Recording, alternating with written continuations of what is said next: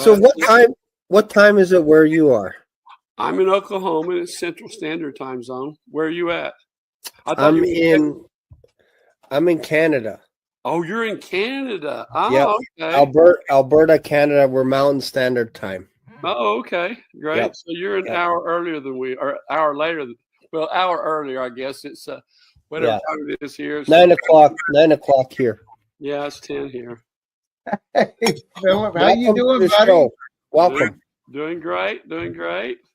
Man, are you wearing the same shirt that you wore in the prophecy video, or when you were sitting there next to Mike Harris in that studio doing the? No, I wasn't wearing this. Oh, okay. I was just wondering because I got shirts that are from 20 years ago. But anyway.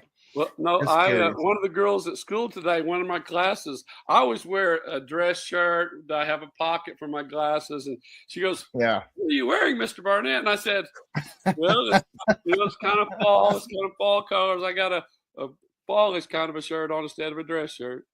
Yeah, awesome. Yeah. Welcome to the show. This is called Revelation Underground, where basically no topic is left unturned. We talk about everything on this, and tonight we've been heavy on the rapture. Is it coming today? Is it coming tomorrow? Is it coming in November? When is it coming? What are we waiting for? All this kind of stuff. So we've been chatting, mixing it up a little bit with the comments. People are throwing out questions to us, and we're just kind of answering and having a little bit of fun, talking about AI, all this kind of stuff. So if there's anything that's kind of on your heart or something that you want to, we don't have to go for hours tonight because poor Stephen hasn't had any sleep at all today. But if there's something that you want to talk about, this is a great forum. You're down in Texas, right? Where are you at, yes. Stephen? Okay, and Shane, you're up in Alberta. Yes, sir. This is cool. This is great. Well, you know what? The rapture is the topic on every mind of this. Stephen, and Shane, God bless you. It's nice to meet you. Nice to meet you as well. I have some friends in Ohio who were listening in the night of the live stream, August 1st, from Galena Park there in Houston, and it took like an hour and 10 minutes out of that message and translated it into Russian, and they posted it Friday night. And since Friday night, as of today, there were like 100,000 views the last 5 days. It will go way, way, way up. It's all over Canada, my understanding. A lot of people are listening in Ohio, Oregon.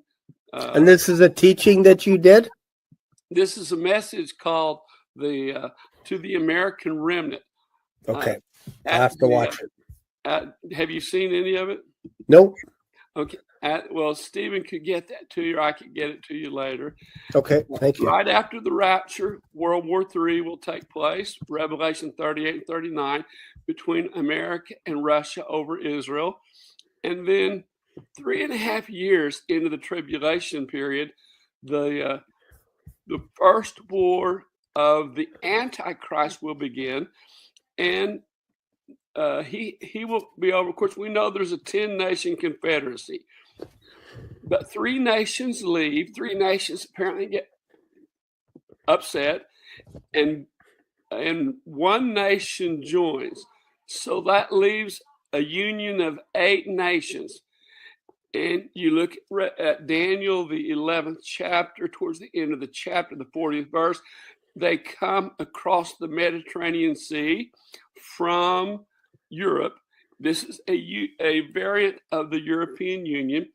And we know from the book of Micah, it's a big question as which country is going to enter into the Union, the European Union that wasn't there. We know from the book of Micah that the Antichrist is from Assyria. We go back in history into Daniel, like the 8th chapter, and we know Antiochus Epiphanes, who was like a grandson. Okay, well, go back a little bit more in history. We have Alexander the Great conquers most of the world. He dies of a disease over in the area of Babylon when he's about 33 years old. And he turns over the empire to 4 of his generals. One of those generals is over the area of Lebanon and Assyria and Syria, that area. And one of his, like a grandson of his, comes into Israel and offers a pig on the altar. Right in the temple, right. Causes the Jews to go nuts. The first one. Yep. Now, the reason he offered a pig was because you remember the story. You guys both know the story of when Jesus went to the Sea of Gennesaret, which was a sea. Josephus, you got his writings there. In just a second, Masha, дай мне мой Библию, пожалуйста. Previously at this, Jess, хорошо. Anyway, I have my wife bring my Bible to me because I have this in my head, but I might need it for something.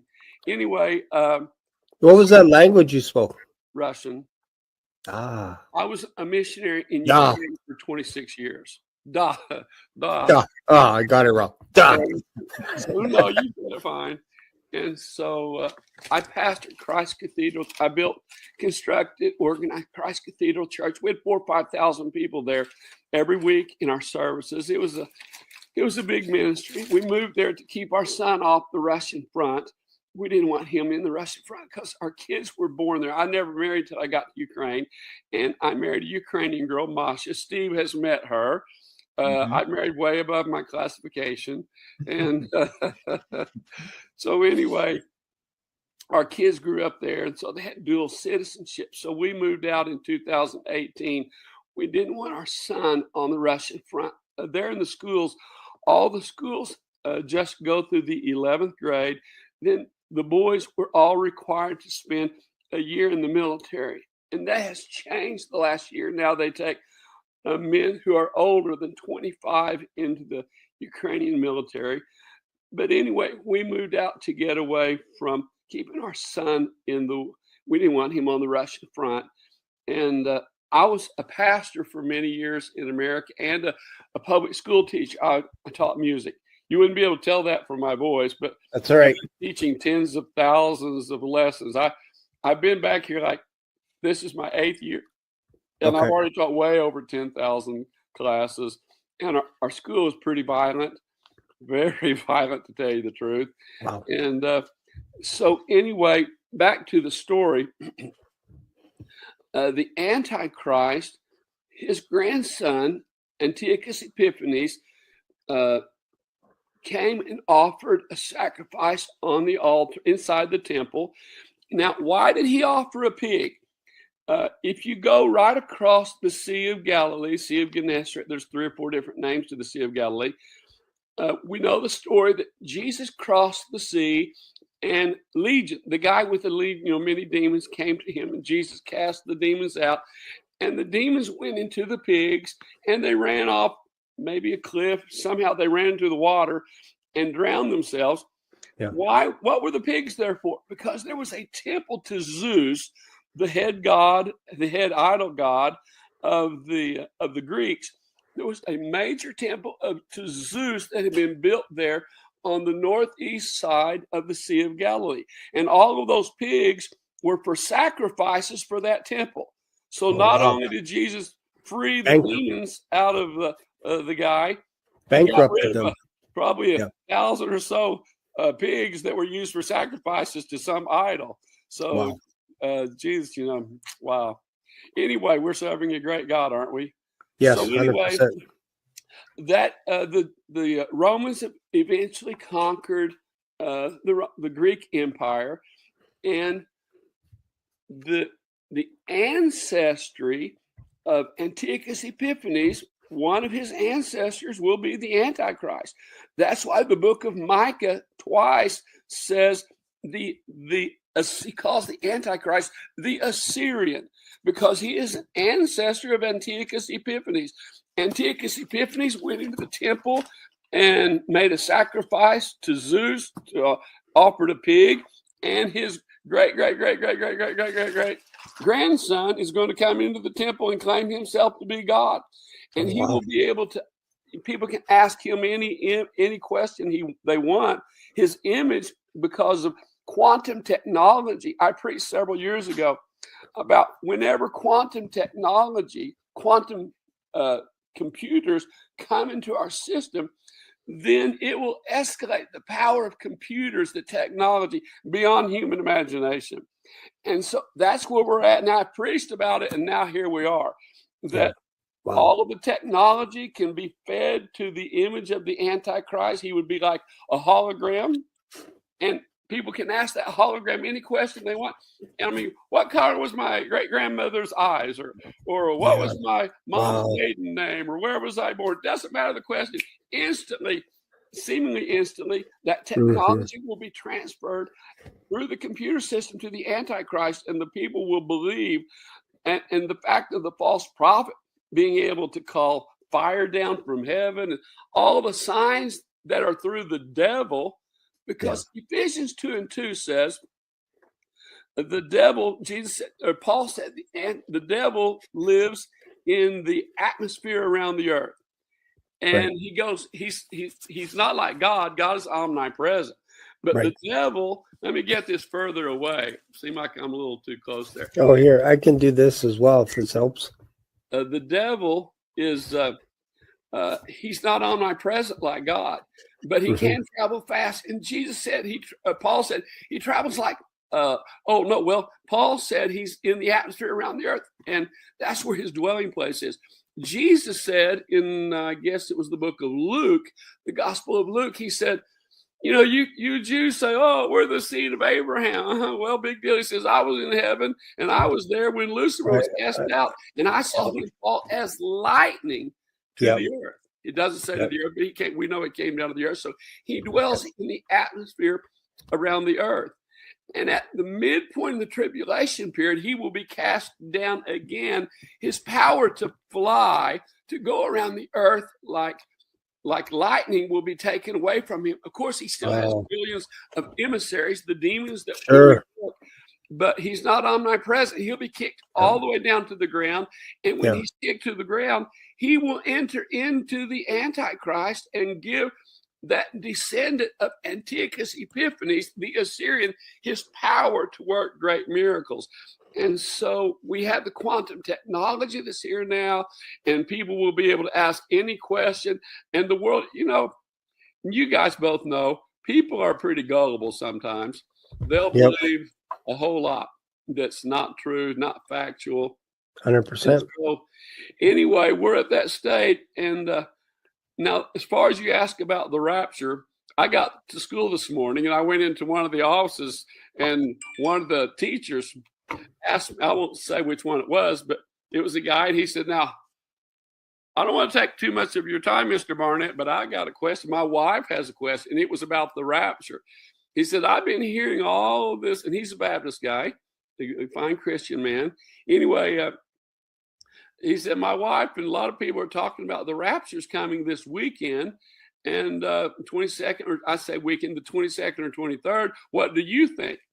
And I said, well, the numbers all show, from what we see, the numbers all show that the rapture could very well be the 22nd or 23rd, especially the 23rd.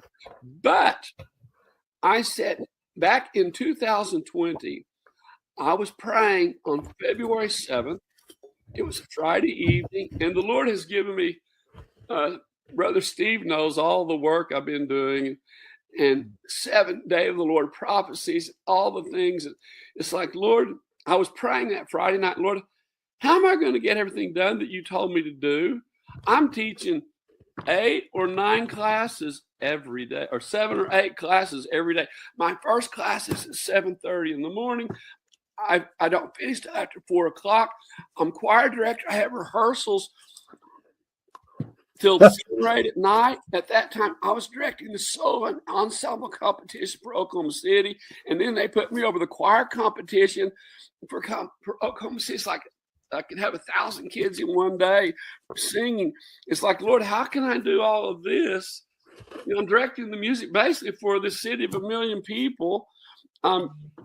How am I going to get everything done you told me if you come? Because I had this feeling that the rapture could come quickly. And so I got into bed the next morning, Saturday morning, February 8th. I got out of bed and I asked the Lord the same. I was praying the same question. Lord, how am I going to get everything you told me to do done if you come quickly? And the Lord spoke to me and says, I won't come, or he said, the rapture won't take place till after your 25th wedding anniversary. And so I thought, well, my 25th wedding anniversary is, now this was in 2020 in February. So I thought my 25th wedding anniversary is November 14th, 2025. That'll be 6.5 years from, 6.5 years from 5.5, 6.5 years from now. Maybe it was 2019. The Lord spoke to me. Anyway, so I checked on internet. It's like, well, when is Rosh Hashanah? Because we know Rosh Hashanah. I've been preaching 54 years. And I remember years ago in Ukraine when I was pastoring, working there, when I understood that the rapture has to take place between September 5th and October 5th. Those are the parameters of the Feast of Trumpets, Rosh Hashanah, it can take place. And I thought, all of these years, all these thousands of messages I've heard, and no one ever shared that the rapture has to take place around Rosh Hashanah, between September 5th and October 5th. So I understood that the rapture takes place at Rosh Hashanah. And so I thought, well, when my 25th wedding anniversary is November 14th. Well, in 2025, when I had my 25th wedding anniversary, Rosh Hashanah takes place a couple of months earlier. So rapture wouldn't be able to take place in 2025. So I thought, well, when is Rosh Hashanah in 2026? And I looked on I just turned on the internet. It said September 11th, 2026. So since then, the last that's interesting. 5 years, I preached really strong that the Lord told me the rapture won't be till after my 25th wedding anniversary. So that would mean Rosh Hashanah 2026, Rosh Hashanah 2027.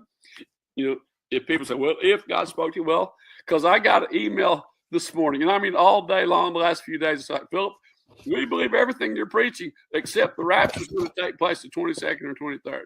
And so I tell people, well, we can continue this conversation in heaven on the 24th, or you can email me or text me back on the 24th if it doesn't take place. Right. My son left on a business trip to go out of state. He's 22. Bless his heart, he's staying at he's in New York right now. And so before he left the night before last, I said, okay, son, you know that I believe the rapture will not take place this Rosh Hashanah, that it will be the next or the next after that.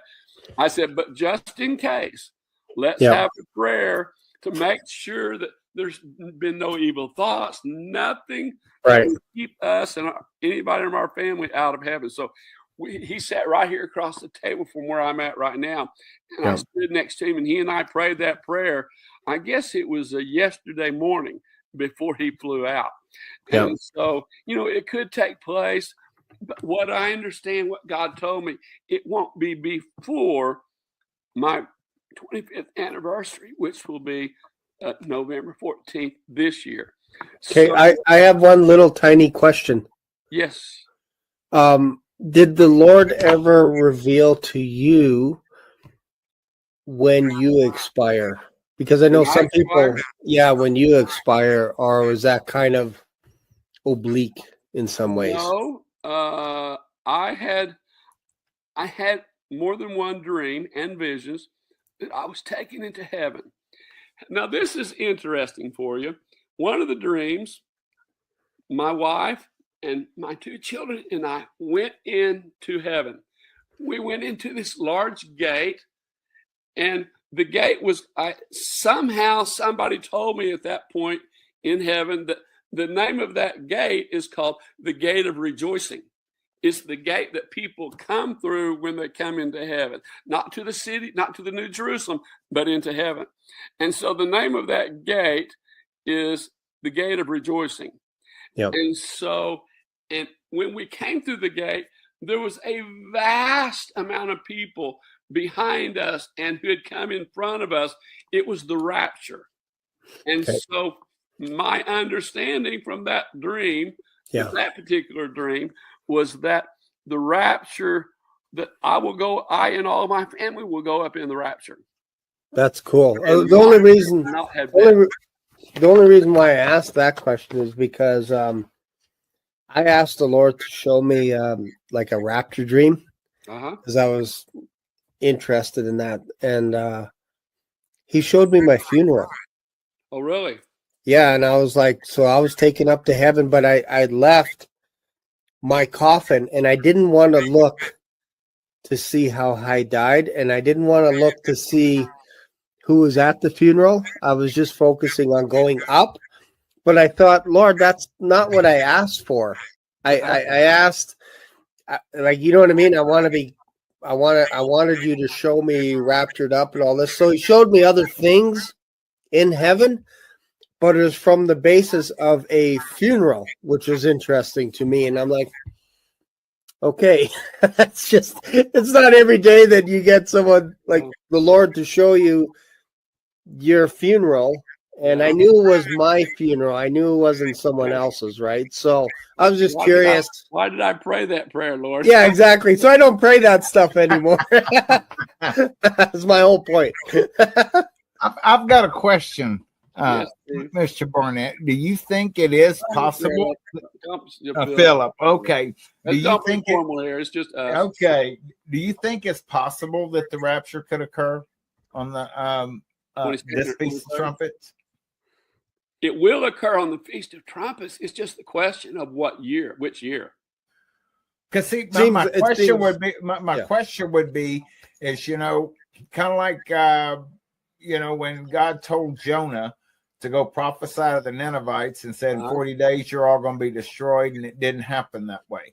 Mm-hmm. So I'm just kind of curious. It's like, okay, well, maybe God told you that, and it's, you know, it's going to be after your wedding anniversary, and that's 5 years ago. Maybe things possibly have changed. I mean, Jonah didn't get it wrong.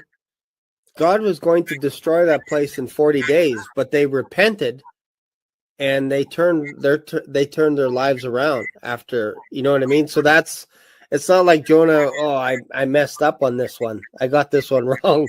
They repented, and he was upset at them repenting because I believe he wanted the whole place to get destroyed. Well, he did, but you remember, what was Jonah's message? You go preach to them and tell them to repent so I don't have to kill them.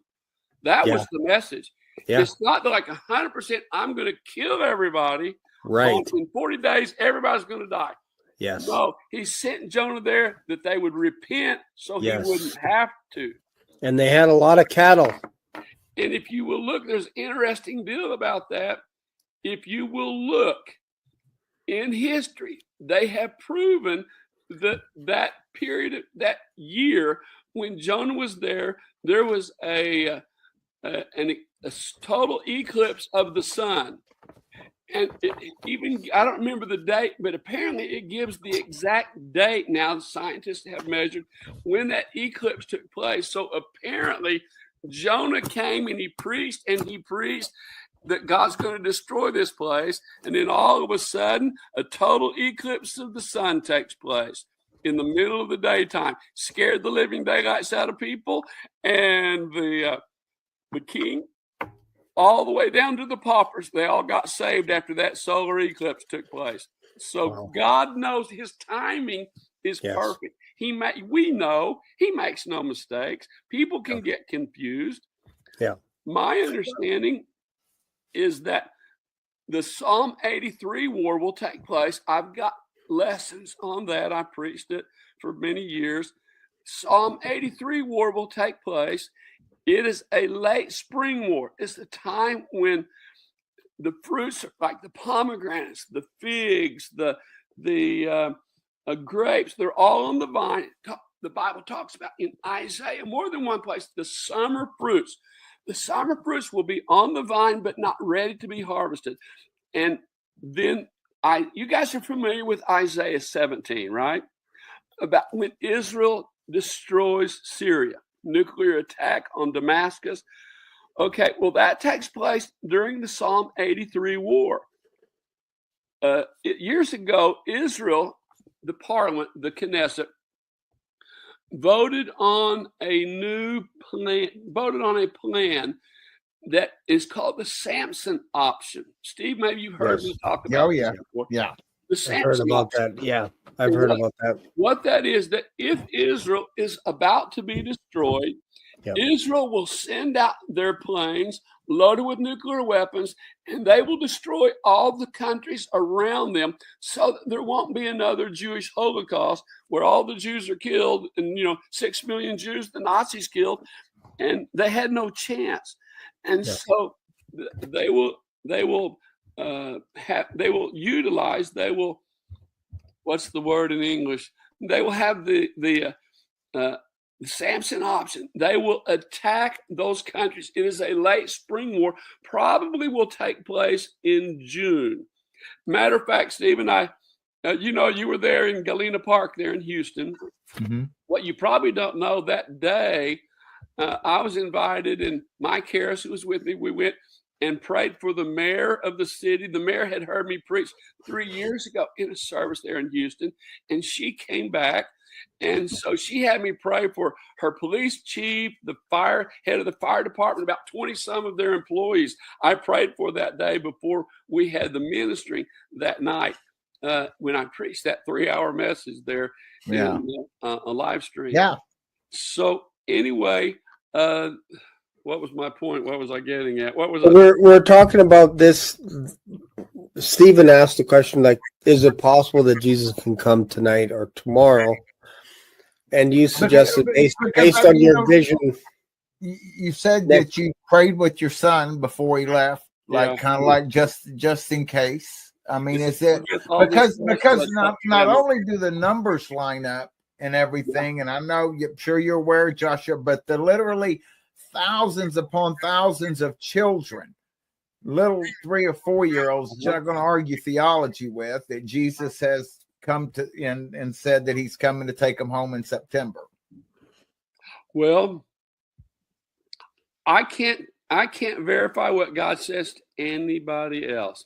Only thing I can't dispute with anybody else, because to me, when I look at the numbers years ago, like 5 years ago, when I started preaching, like, well, the Lord told me, and my thinking is the last few months, because of all of, and I hate to use the word hype, all of the conversations, like I walked into school this morning and they're asked, Phillip, we know you're a preacher. Tell us, what do you think?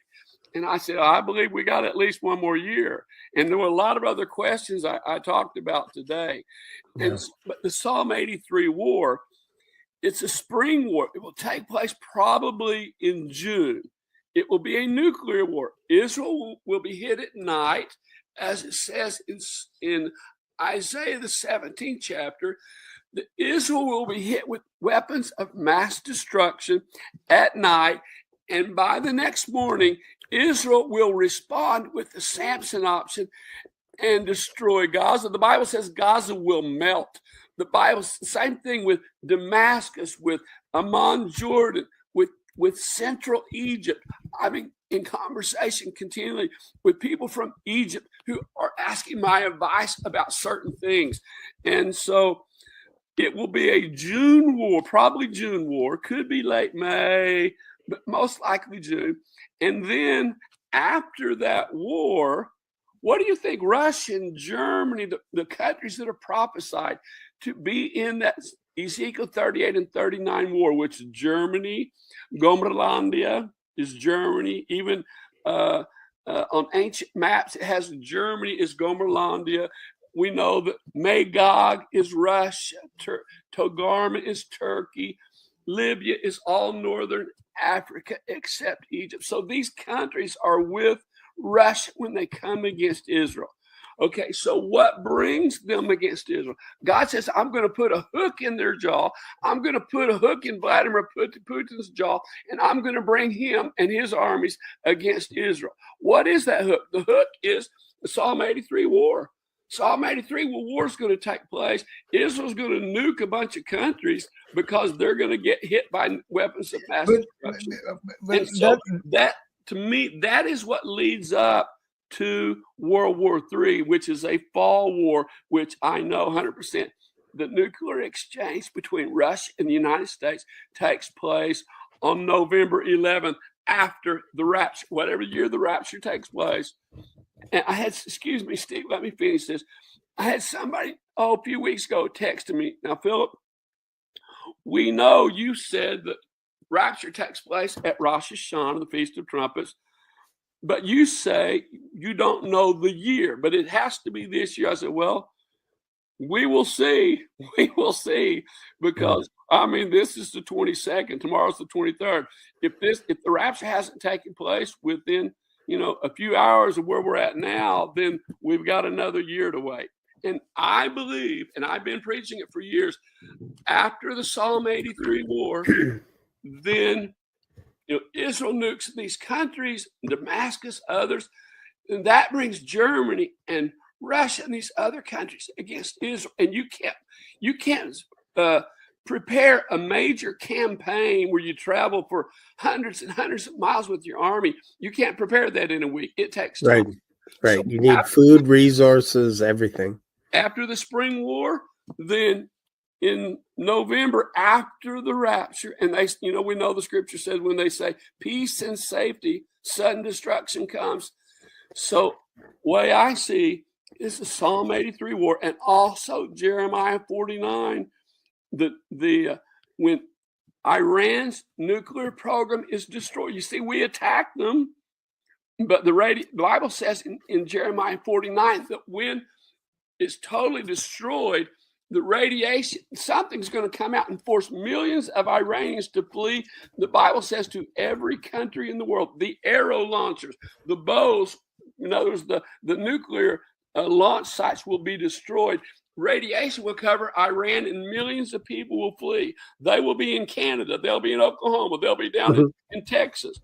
And so we saw our attack, our brilliant military, what they did, but the radiation leakage wasn't there. They showed in some of the film, some of the video, they showed the tops of the mountains were a little blue. And that shows, hey, there was plutonium leakage. But the Iranians weren't forced to flee. That means that there's going to be another attack somewhere in the future, maybe by Israel, maybe by America, but probably by Israel. And the Iranians will be forced to flee. Look at the Ezekiel 38-39 war. Sometimes, guys, when we're trying to understand what the Bible says, we don't ask, what does the book say? What does the Bible say? No, we ask the question, what does it not say? Ezekiel 38 and 39, it doesn't mention Syria. It doesn't mention Iran. It doesn't mention North Africa. Why are all of those countries left out? Because Iran will be destroyed before World War III. And so, it's really popular.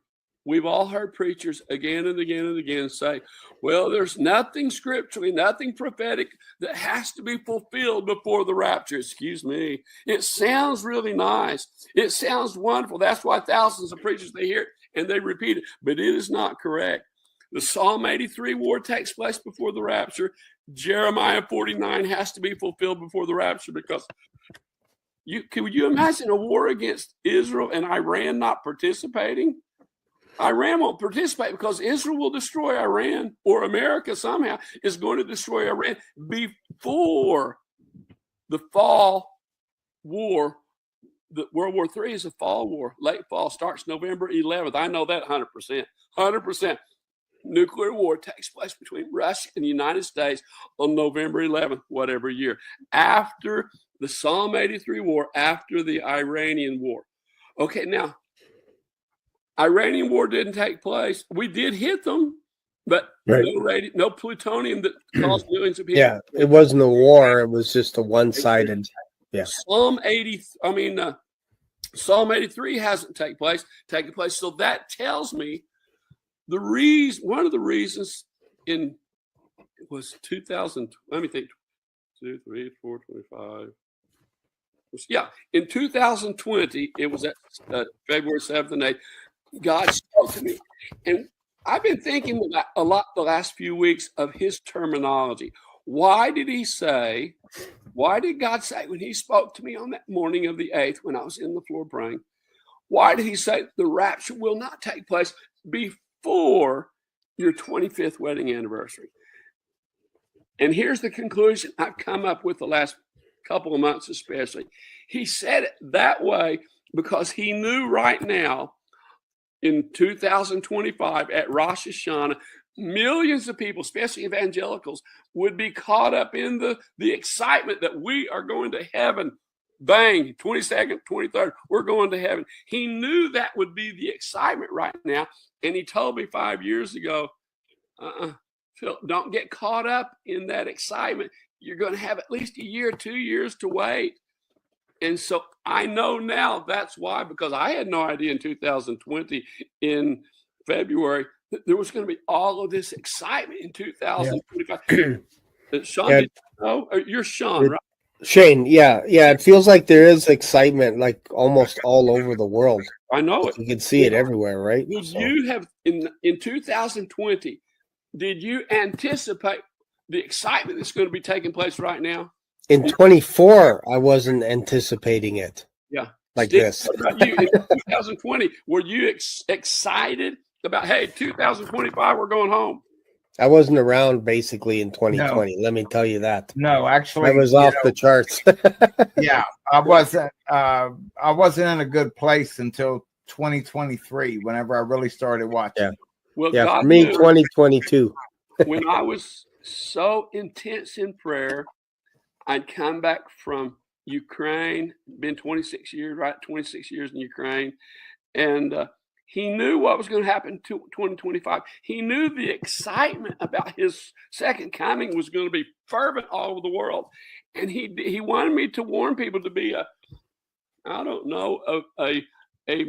bounce, something to, something would bounce off of, to say, maybe we got 1 or 2 more years left. So the people, because this is what the guy who talked to me this morning, he says, but with all of this preaching going on, I just got an email. 15 minutes ago, I got an email. Man, we're out of here. 100%. The rapture is tomorrow. It's like, hello. And this Baptist guy asked me this morning, he said, but if Jesus doesn't come back on the 23rd, what is that going to do to millions of people who say, well, see, we said he's not coming. He's put off his coming. It's in 50 years. It's in 100 years. And I said, exactly. That is the danger. That is the danger, that a lot of people will be disenfranchised if it doesn't take place tomorrow. Yeah. So here's a question. Do I call you Pastor Phillip or sure. Phillip? Yeah. I think here the question probably my audience is asking as well. There's another gentleman by the name of Joshua that predicted today or tomorrow kind of thing.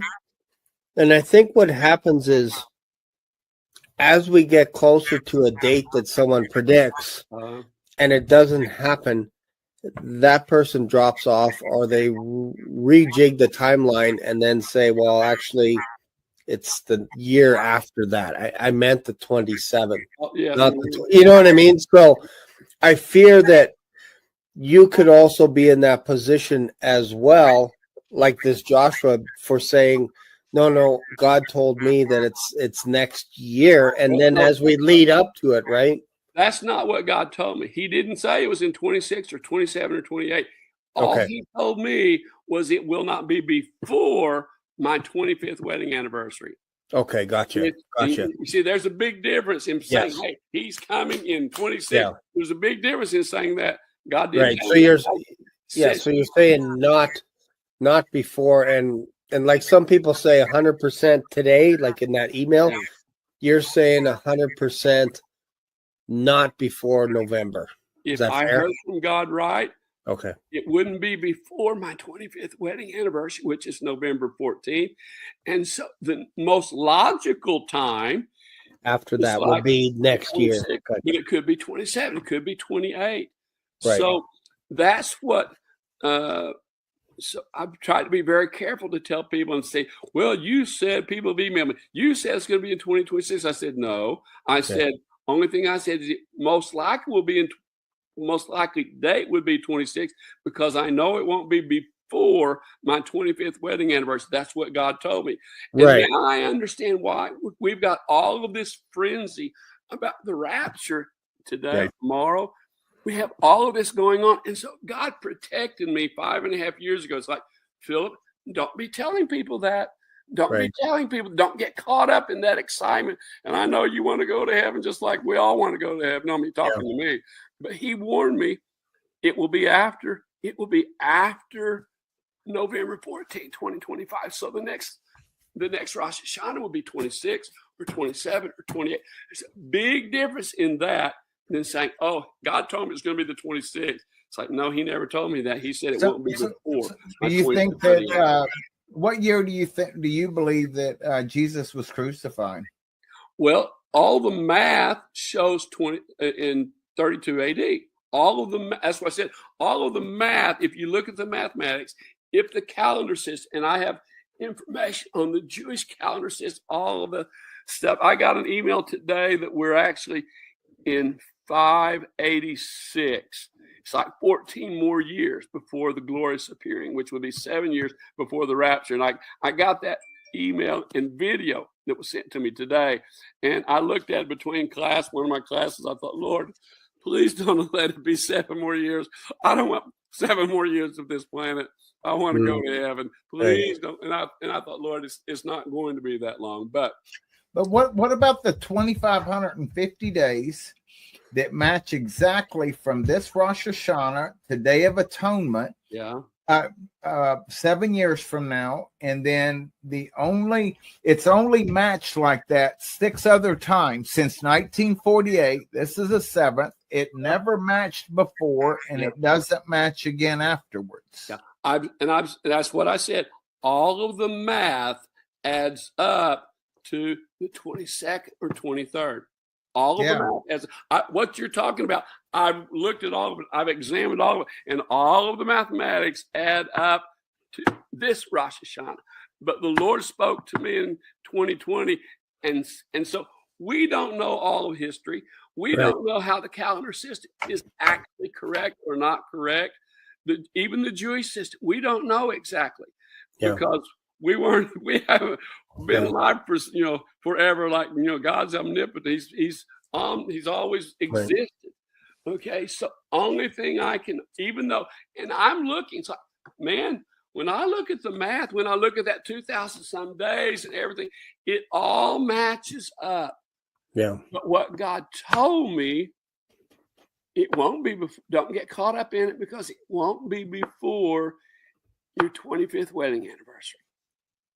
So we will see. You know what? Yeah, it is one of those where person in the world not to ever have to go to work again and just to be with the Lord forever. Listen to my voice. You're not. I hear you. You're not sitting there with your arms crossed saying, "I'm not going till after November 14th." No, I would. I mean, there's nothing would make me happier than my family and I be in heaven tomorrow. Mean, because I've been there. I have been in my mansion. I've been in my son's mansion. I've been in my daughter's mansion, and I've been looking into my wife's mansion. They're all next to each other. Nice. And God took me to heaven years ago, and I went and He showed me inside of those mansions. He showed me in front of the street. We like Italian architecture. He's going to give us the desires of our heart. Yeah, and that's cool. Outside of my wife's entrance into her mansion and into my mansion is that curved top on the outer doorway. I thought, that Italian style, Mediterranean style. And a couple of interesting things. In the city of God, the New Jerusalem, where He took me, there was no porch, nothing to step up on, or no roof over the entrance into the mansions. Why is that? Because there's no sun, there's no rain, so you don't need a porch, you don't need a roof just to go up into my mansion. It was just like one step and go into the mansion. it's like you don't need a porch because there's no sun going to beat down on you. There's no rain going to flood the streets. So the doorways have to be elevated off of the ground to stay, that water doesn't get into the house. So anyway, I would love to be in that mansion tomorrow and I hear you down here, but I hear you. And I think that's a healthy perspective to say, you know what, the Lord can come whenever he wants. Yeah. And I don't know when I'm going to go. I don't know when I'm going to punch out my ticket. I don't know. I'm not promised tomorrow. Yeah. But I know the Lord is causing me to study the Bible and to love on people today. Yeah. Like today is basically this is what we have today. This is what we have right here. With the preaching that has went on the last few months and last few days, last few weeks, when I was in third grade, I had a science teacher named Mr. Monty. And one day he wrote on the board the word if. He said, this is the largest word in our language. Yeah. The little boy sitting next to me, Johnny Maddox, little red-haired, freckle-faced boy, he leans over, he says, I know words that are bigger than that. Said, Johnny, he's not talking about how many letters are in that word. He's talking about what that word means. We were just third graders. And so if the Lord doesn't return tonight, tomorrow, then millions of people are going to be disappointed and sad and are going to be disillusioned with the Lord's return. So we have to take things with a grain of salt. It's like, be wonderful if he does come this Rosh Hashanah, but we might have one or two Rosh Hashanahs left. Hopefully nothing more than that, but we will see. And if he does come, man, it's good. Jane, you're up in Canada. Steve, you're down on the Gulf Coast, the coast of America. It kind of sounds like from everybody that I've talked to, everybody's pretty much on the same page of September. Seems like September. And then, of course, we have the variance in years, like this Joshua guy saying tonight, tomorrow. Obviously, if that doesn't happen, I'm sorry. You got speaking at the UN. You were going to go ahead, Shane. I'm sorry. Yeah, I was just going to say, so if it doesn't happen today or tomorrow, I think it's fair to say that this Joshua dude, for example, got it wrong, and we either need to put him aside until he rejuggles his schedule and then comes back and then says maybe another date.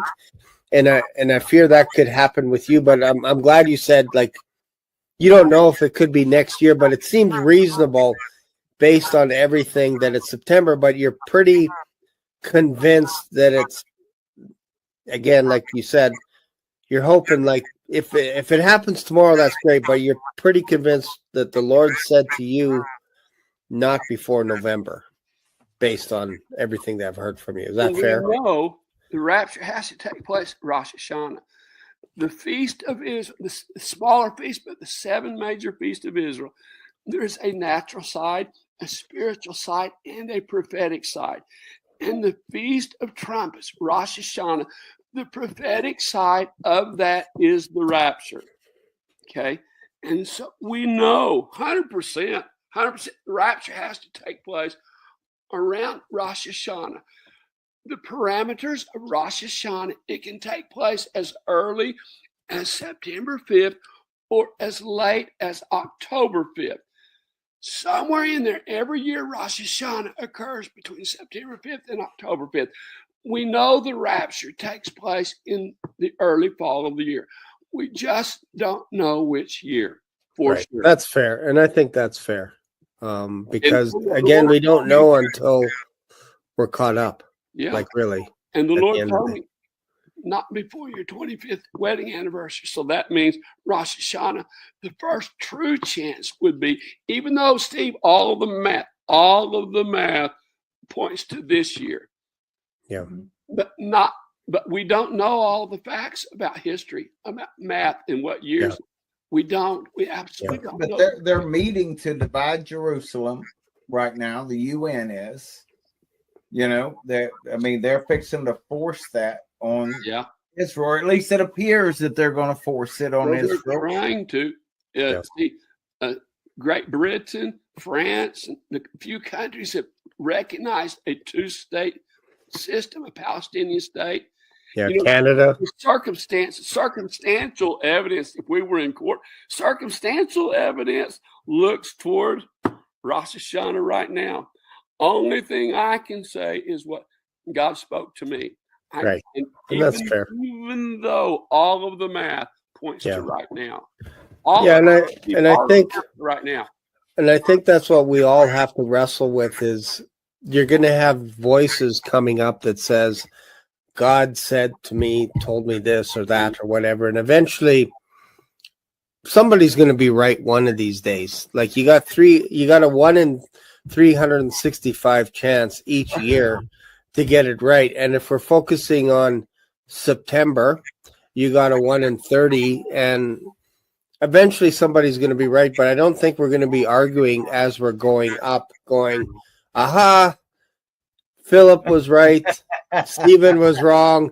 Shane was right. We're not arguing with each other. And I'm hoping that Phillip will invite me to his mansion. Yeah. Hey, we're going to have a party there. Yeah, that'd be good. Of course, I might just have the angels fix the food. There you go. Put them to work. Oh, man. Well, thank you. I appreciate this. I do have to shut it down. It's been 3 hours and 20 minutes. Yeah. Another record shattered. But I do appreciate having you on my channel. I would love to have you again as a guest sometime in the future if we're still here tomorrow, maybe somewhere down the road. If we're still here, the Lord willing. Clouds in the next couple of days, Phillip. Yes. But at this point right now, I mean, it's all because even though, yes, I'm excited about right now, but I saw you on Paul's program like in March or April, but then I didn't expect all of this stuff either to just blow up here in the last month or two. And then looking at all, did you expect this morning, Stephen, that Phillip Barnett would be on my channel? Did you expect that this morning when you woke up? No, I've never asked him to be on. Man, thank you for just coming on here. I appreciate that. It's so late at night. Thank you. Stephen, did you get it's 30 pages. I sent the final of the American Remnant to you today. Did you get that? Let me check. Let me just double check. Yes, I did. Yes. Thank you for sending that. I did. I just got it. Please give that to Shane, and Shane, share it with everybody you can. Sure. And I finished it last night, basically. And then the Lord spoke to me to put a couple more things in about a particular timing of the Chinese attack against Western Canada. Shane, you need to read it. You need Canada. What did we do? Wait, what? Wait. We're actually close to China. That he has said. I'll forward that to you, Shane. Yeah, give it to me, please. Now, so this 30 pager, that's inclusive of the first 12 pages. Well, that night when I preached, it was 19 pages, and now it's 30, and I've got 2 or 3 pages extra that the Lord gave to me on the way back from Florida. Remember, I preached in Houston, and then I had to go to Florida. My daughter won national championship for art for the Assembly of God in Florida. She took second place for college students. She took second place for piano and second place for fiber art. And there were 22,000 people. There were thousands of entries, and she took first place in one category and second place in 2. And last year, she took first place in small human video. And so my kids are smart like my wife, but they don't. Wow. That's funny. That's awesome. No. That's cool. Well, you read that, and the very end of that. Yes, send that to me, Stephen. Western Canada. Read that. The end of it talks about Canada. Read that, and I'll come back on. I've got to be at school early in the morning. I've got classes all day. I have to teach. Sure. But you'll come back on with us, huh? Do what, Steve? But you'll come back on with us. Sure. Awesome. Okay. All right, sir. Well, you have a good night. Thank you. I appreciate you being on there.